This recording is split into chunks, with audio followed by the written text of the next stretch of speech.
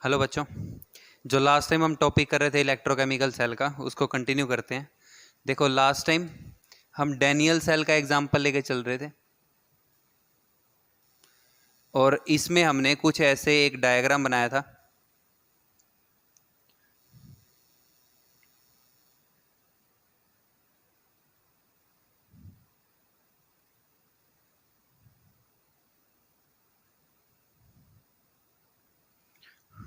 यहाँ पे हमने जिंक सल्फेट का सॉल्यूशन लिया था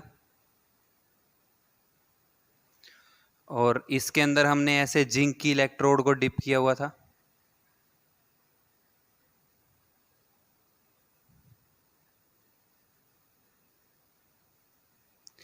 फिर हमने इस साइड पे कॉपर सल्फेट का सॉल्यूशन लिया हुआ था।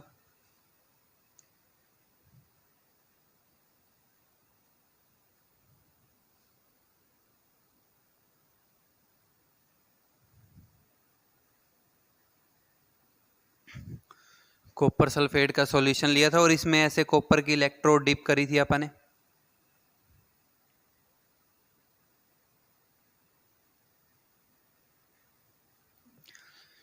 इसको अपन एक ऐसे वायर से कनेक्ट किया था। यहाँ पे वोल्ट मीटर लगा रखा था। यहाँ पे आप एमीमीटर भी लगा सकते हो फॉर मेजरमेंट ऑफ करंट।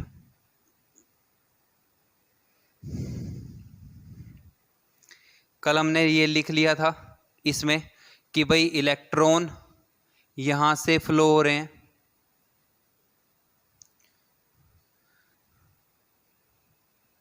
हमने इसको कैथोड नाम दिया था क्योंकि इस पे रिडक्शन हो रहा था।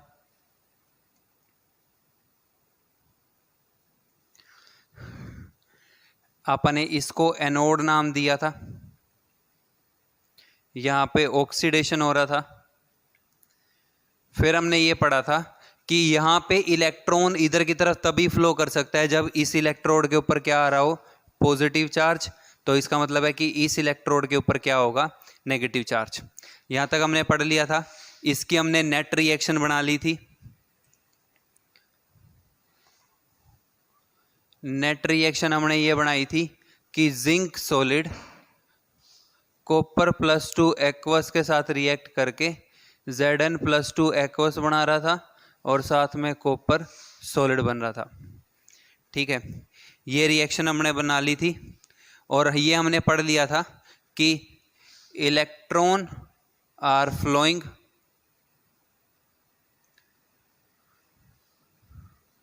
Due to potential difference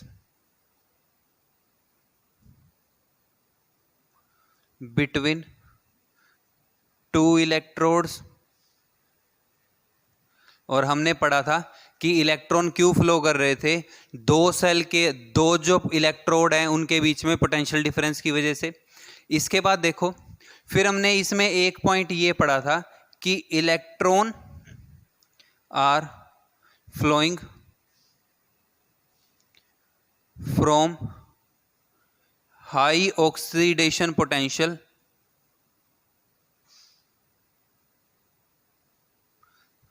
to other. Electron जो हैं वो हाई ऑक्सीडेशन पोटेंशियल वाले इलेक्ट्रोड से दूसरे की तरफ फ्लो कर रहे थे। अब देखो, अब इस बीकर के अंदर ड्यूरिंग रिएक्शन क्या हो रहा है, हमने ये पढ़ा था कि इसकी डेंसिटी डिक्रीज होती है।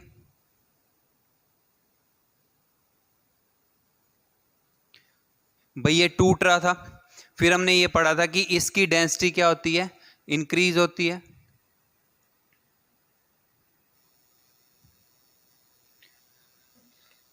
यहां पे क्या था कि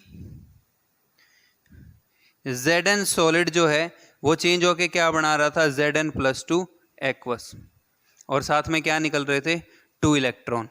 यहां पे क्या हो रहा था कि कॉपर +2 एक्वस के 2 इलेक्ट्रॉन को एक्सेप्ट करके क्या बना रहे थे, कॉपर सॉलिड। वहां पे ये रिएक्शन थी, इस साइड ये रिएक्शन थी। तो अब देखो ड्यूरिंग रिएक्शन यहां पे क्या हो रहा है, अब देखो जिंक सॉलिड, रोड टूट रही है, road is breaking. During reaction यहां पे क्या हो रहा है, रोड ब्रेक हो रहा है and Zn+2 ions are going into solution। और Zn+2 आयन कहां पे जा रहे हैं, सॉल्यूशन में। देखो Zn प्लस जिंक सॉलिड टूट के Zn+2 एक्वस बना रहा है और 2 इलेक्ट्रॉन निकल रहे हैं, तो 2 इलेक्ट्रॉन तो इधर फ्लो कर रहा है। बचा हुआ Zn+2 कहां पे जा रहा है, Zn+2 from metal are coming in solution. Solution के अंदर क्या हो रहा है कि Zn+2 आयन मेटल से सॉल्यूशन की तरफ मूव कर रहे हैं। ठीक है, अब इस केस के अंदर अगर हम पहले इसी की बात करें, इस बीकर की, तो before reaction, for that before reaction, reaction से पहले concentration of Zn+2 ion is equal to concentration of SO4 2 negative. That is before reaction total positive charge was equal to total negative charge. इस beaker के अंदर reaction होने से पहले, before reaction, total positive charge किसके बराबर था, total negative charge के। क्योंकि देखो अपन ने सोल्ट लिया, सोल्ट टूट गया, जब सोल्ट टूटा तो उसके बाद उससे पहले क्या था कि इस बीकर के अंदर जो टोटल चार्ज था वो क्या था, न्यूट्रल। लेकिन after breaking, after reaction, reaction होने के बाद देखो क्या हो रहा है कि Zn+2 ion are going into solution. तो Zn+2 आयन कहां पे जा रहे हैं, सॉल्यूशन में। तो आफ्टर रिएक्शन क्या होगा, total positive charge, total positive charge is increasing in this half cell. Reaction होने के बाद देखो क्या हो रहा है कि जो Zn+2 आयन है, ये Zn+2 आयन कहां पे जा रहे हैं, सॉल्यूशन में। तो इसका मतलब क्या है कि इस बीकर के अंदर टोटल पॉजिटिव चार्ज क्या हो रहा है, इंक्रीज हो रहा है। कब, जब रिएक्शन हो रही है। तो अब नेट इफेक्ट हमारे को क्या पता लग रहा है कि during reaction,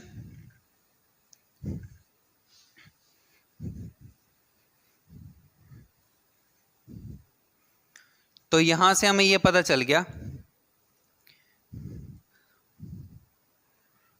during reaction total positive charge is increasing.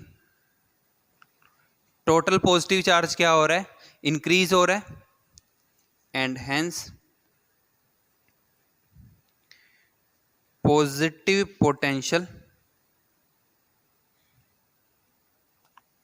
Positive potential is increasing in this beaker. और इस बीकर के अंदर क्या हो रहा है, पॉजिटिव पोटेंशियल इंक्रीज हो रहा है। कब, जब रिएक्शन हो रही है। अब इस साइड आ जाओ। अब देखो इस बीकर के अंदर जो राइट साइड है,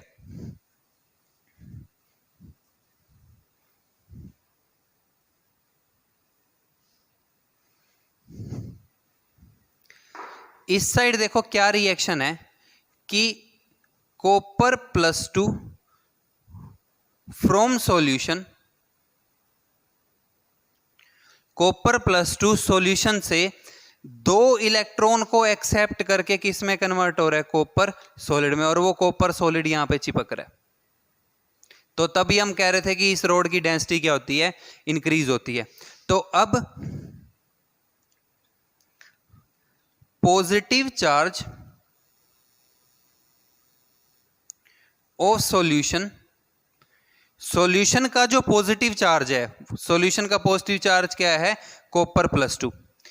positive charge of solution is used इसके अंदर क्या हो रहा है कि इसका जो पॉजिटिव चार्ज है वो क्या हो गया, यूज हो गया, तो बचेगा क्या, only negative charge is left in this beaker. और फिर क्या हो रहा है कि इस बीकर के अंदर क्या बच रहा है, negative charge. If negative charge is increasing in this beaker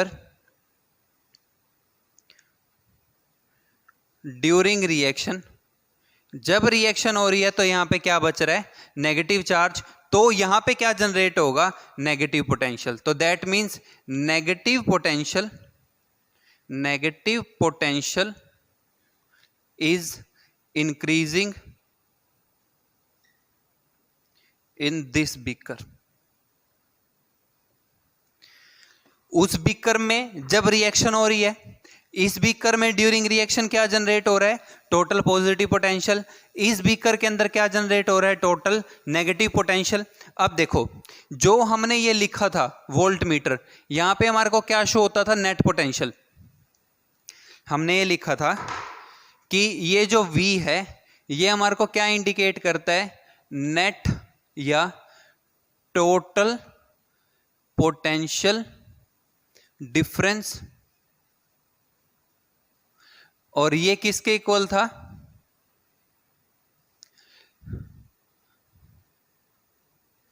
potential of anode plus potential of cathode. जो नेट पोटेंशियल है वो क्या होगा, इन दोनों पोटेंशियल का सम होगा। अब इस केस के अंदर अगर यहां पे क्या जनरेट हो रहा है, पॉजिटिव पोटेंशियल, यहां पे क्या जनरेट हो रहा है, नेगेटिव पोटेंशियल। तो अब देखो अब क्या होगा, एट ए सर्टेन टाइम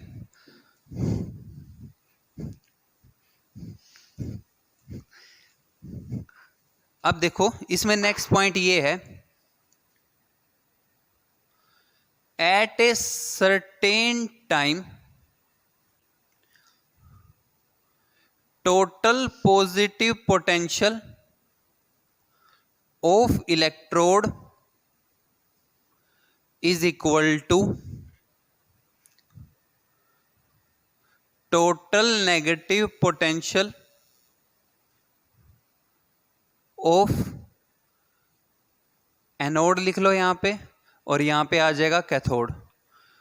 किसी सर्टेन टाइम के ऊपर क्या होगा कि इसका जो पॉजिटिव पोटेंशियल है वो बराबर हो जाएगा किसके, इसके नेगेटिव पोटेंशियल के। तो at that time potential difference of cell, potential difference of cell, cell का मतलब है sum of two half cells. जो दो हाफ सेल हैं इनको हम क्या कहते हैं, सेल। तो अब जो नेट पोटेंशियल डिफरेंस है सेल का वो किसके बराबर आ जाएगा, जीरो के। भाई सेल वर्किंग करती रहेगी, जब जब सेल वर्किंग कर रही है तो क्या होगा, केमिकल रिएक्शन प्रोड्यूस होगी, केमिकल रिएक्शन के अंदर केमिकल एनर्जी प्रोड्यूस होगी और वो ट्रांसफर हो रही है।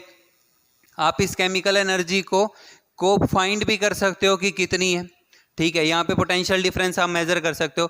लेकिन एक टाइम ऐसा आएगा जब पोटेंशियल डिफरेंस किसके बराबर हो जाएगा, जीरो के। तो उस टाइम पे क्या होगा, at that time cell will stop,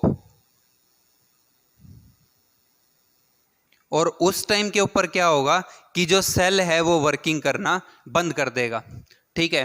तो अब सेल की वर्किंग अगर अपने बंद नहीं करानी, ठीक है, तो उसके लिए हम यूज करते हैं सोल्ट ब्रिज। अब देखो नेक्स्ट पॉइंट है सोल्ट ब्रिज का।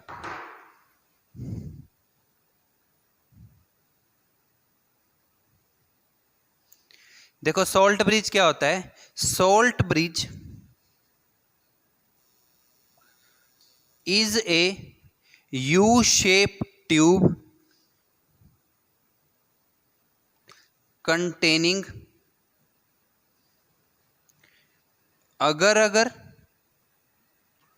and strong electrolyte।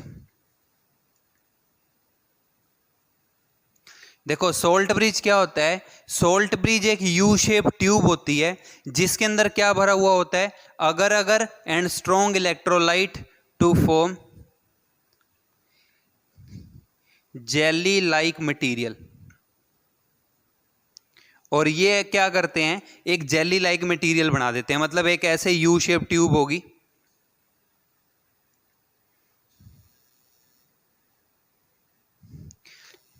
इसके अंदर मिक्सचर है, ठीक है, और इसको आप क्या कहते हैं, सॉल्ट ब्रिज। देखो सॉल्ट ब्रिज का फंक्शन क्या है, function of salt bridge, it is used to make electrical neutrality of cell and to make cell working again। भाई जो साल्ट ब्रिज है, साल्ट ब्रिज का फंक्शन क्या होता है, साल्ट ब्रिज हम यूज करते हैं सेल को न्यूट्रल करने के लिए, और सेल को न्यूट्रल करेंगे ताकि सेल जो है वो दोबारा से वर्किंग करने लग जाए। देखो अभी पोटेंशियल जनरेट हुआ, यहाँ पे पॉजिटिव पोटेंशियल जनरेट हुआ, यहाँ पे नेगेटिव पोटेंशियल जनरेट हुआ, and due to that potential यहाँ पे क्या होगा कि जो एक टाइम ऐसा आएगा सेल वर्क करना बंद कर देगा, क्योंकि देखो यहाँ पॉजिटिव पोटेंशियल जनरेट हो रहा है तो ये positive value, negative potential generate हो रहा है तो नेगेटिव वैल्यू। जब ये पॉजिटिव पोटेंशियल और नेगेटिव पोटेंशियल की वैल्यू बराबर हो जाएगी तो पॉजिटिव नेगेटिव क्या हो जाएगा, कैंसिल, और लास्ट में हमारे पास क्या बचेगा, जीरो। तो इसका मतलब है कि उस टाइम पे सेल जो है वो वर्क नहीं कर सकता। तो सेल को दोबारा वर्क कराने के लिए हम क्या यूज करते हैं, साल्ट ब्रिज। तो साल्ट ब्रिज का काम क्या है कि जो यहां पे एक्सेस चार्ज जनरेट हुआ है, टू न्यूट्रलाइज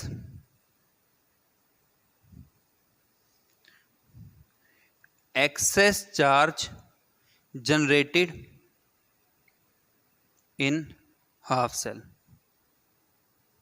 हाफ सेल्स के अंदर जो एक्सेस चार्ज जनरेट हुआ है उसको न्यूट्रलाइज करने के लिए आप क्या यूज करते हैं, salt bridge.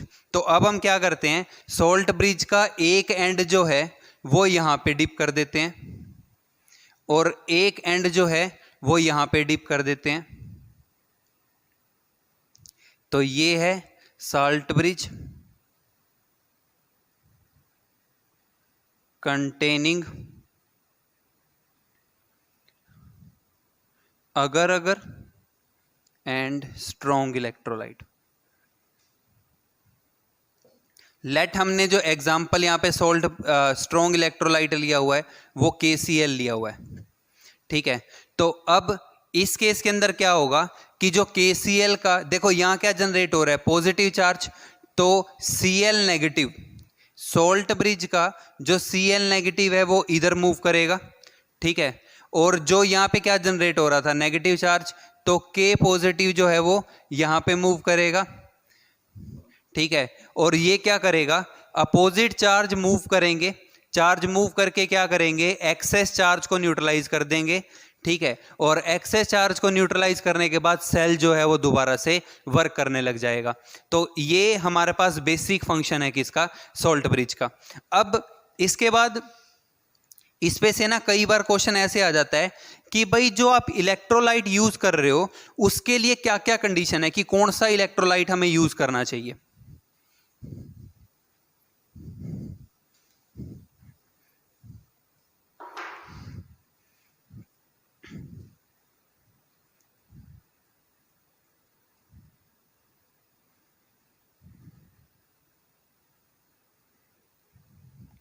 Electrolyte used in salt bridge.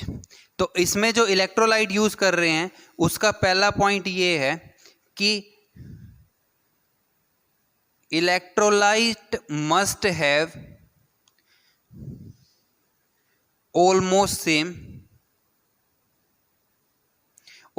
Same size of cation and anion. देखो जो पहला पॉइंट है वो क्या है कि जो इलेक्ट्रोलाइट के अंदर कैटायन और एनायन है इनका साइज क्या होना चाहिए, ऑलमोस्ट सेम होना चाहिए, सो so that both half cells neutralized at same time.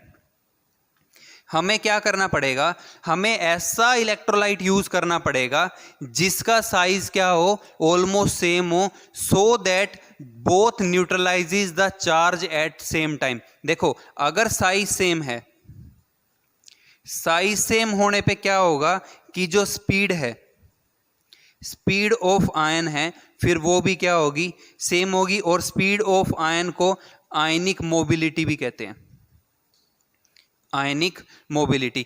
अगर साइज सेम है तो आयनिक मोबिलिटी भी क्या होगी, सेम होगी. So both charges approaches half cells in same time.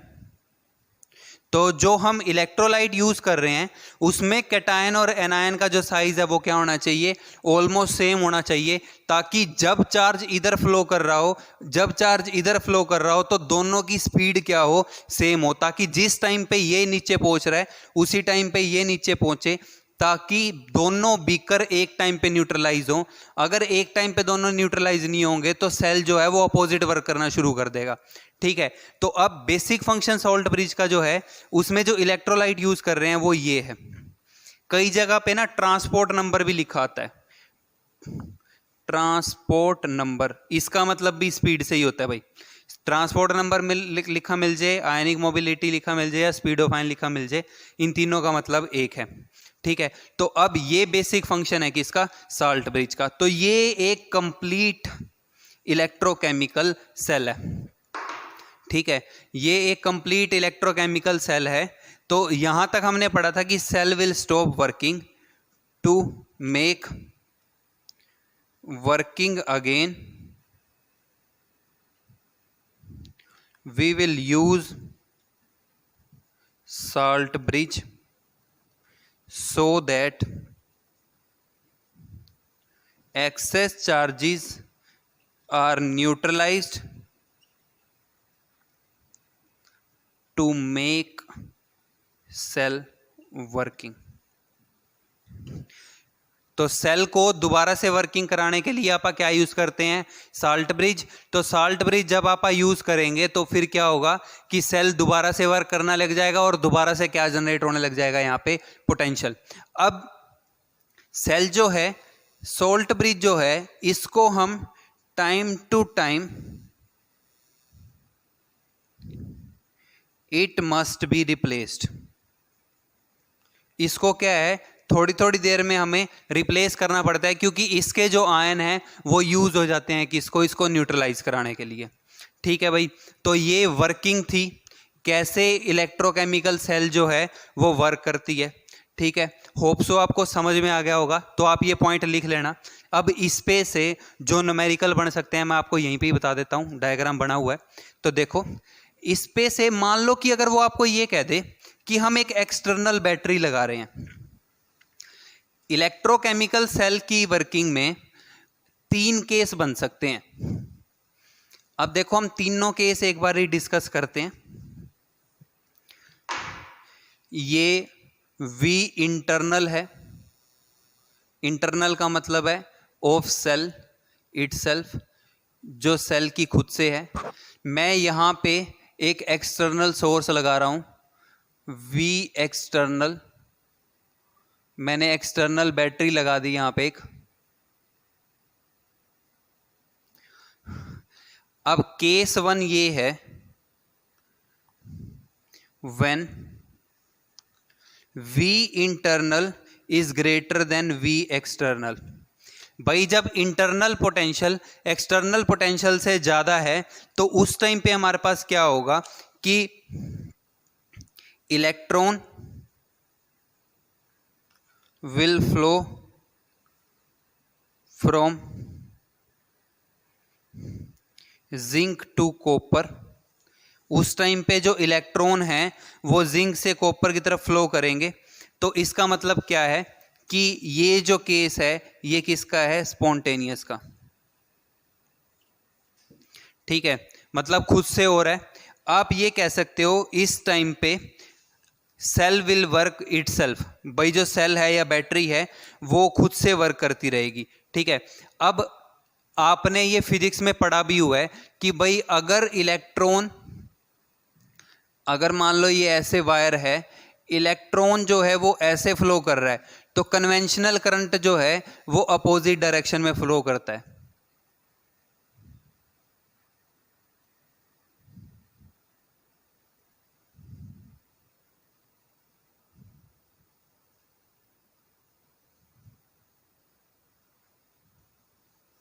तो कन्वेंशनल करंट कहां पे फ्लो करेगा? इस केस के अंदर इलेक्ट्रॉन फ्लो करेंगे कहां से? जिंक से कॉपर पे, and current will flow from copper to zinc. और जो करंट है वो कहां पे फ्लो करेगा? उसका उल्टा फ्लो करेगा। ठीक है, अब इस केस के अंदर अब जो दूसरा केस बनता है हमारे पास, केस 2 है, अगर V इंटरनल बराबर हो जाता है V एक्सटर्नल के। देखो मैं आपको फिर से ये चीज बता देता हूं, आप सारा का सारा जो कंसेप्ट है फ्लो ऑफ इलेक्ट्रॉन, ये आप इलेक्ट्रोस्टैट में पढ़ रहे हो। आप ये चीजें आप वहां पे पढ़ चुके होगे कि flow of electron is due to potential difference. भाई इलेक्ट्रॉन का फ्लो किसकी वजह से होता है? पोटेंशियल डिफरेंस की वजह से होता है। भाई एक इलेक्ट्रोड ये था, एक इलेक्ट्रोड ये था, दोनों को जोड़ दिए तो दोनों का जो नेट पोटेंशियल था उसका एक पर्टिकुलरली पोटेंशियल डिफरेंस था। उस पोटेंशियल, इन दोनों का पोटेंशियल का डिफरेंस था, तो पोटेंशियल डिफरेंस की वजह से क्या फ्लो कर रहा था? इलेक्ट्रॉन। अगर V internal is equal to V external, तो इसका मतलब क्या है कि both will cancel out each other. अब दोनों एक दूसरे को कैंसिल कर रहे हैं। अब अगर यहां पे पोटेंशियल डिफरेंस ही नहीं बच रहा तो क्या इलेक्ट्रॉन फ्लो करेगा? बिल्कुल भी नहीं करेगा। ठीक है, यहां पे क्या होगा? No net potential left. अगर पोटेंशियल ही नहीं बचा, अगर पोटेंशियल डिफरेंस ही नहीं है, तो इलेक्ट्रॉन किसी कीमत पे नहीं फ्लो कर सकता। तो हम यहां पे ये कहेंगे no flow of current and electron and no reaction. इस टाइम पे ना तो रिएक्शन होगी, ना करंट फ्लो करेगा और ना ही इलेक्ट्रॉन फ्लो करेगा। ठीक है, अब आता है केस 3। भाई V एक्सटर्नल ग्रेटर हो जाए किससे? V इंटरनल से। भाई जब हमारे पास V एक्सटर्नल की वैल्यू V इंटरनल से ज्यादा हो जाती है तो उस टाइम पे क्या होगा कि cell will work in opposite direction. Cell क्या वर्क करेगी? अपोजिट डायरेक्शन में, that is electron flows from copper to zinc. अब इलेक्ट्रॉन कहां पे फ्लो करेंगे? कॉपर से जिंक पे, and current from zinc to copper. और इलेक्ट्रॉन कहां से फ्लो करेगा? जिंक, कॉपर से जिंक पे। ठीक है, तो ये 3 केस हैं भाई। ये आ सकता है एक नंबर में क्वेश्चन डिस्कस करने के लिए कि भाई अगर एक्सटर्नल और इंटरनल के अंदर डिफरेंस होता है तो उसमें क्या हो सकता है। अब ये चीजें आपको ध्यान रखनी है कि भाई इलेक्ट्रॉन का फ्लो क्यों होता है? इलेक्ट्रॉन का फ्लो पोटेंशियल डिफरेंस की वजह से होता है। तो 2 पोटेंशियल आप जोड़ रहे थे, यहाँ नेट पोटेंशियल डिफरेंस आ रहा था, नेट पोटेंशियल डिफरेंस की वजह से ही इलेक्ट्रॉन फ्लो कर रहे थे। ठीक है, तो ये सभी केसेस आपने ध्यान रखने हैं। तो ये बच्चों हमारा बेसिक है। मैं आपको चार्ज बता चुका हूं कि कौन से इलेक्ट्रोड पे चार्ज कैसे आएगा, करंट फ्लो कैसे करेगा। ठीक है, तो बेसिकली जो हमारा बेसिक था इसके अंदर वो कंप्लीट होता है। नेक्स्ट टाइम हम इसका नेक्स्ट टॉपिक करेंगे। Thank you.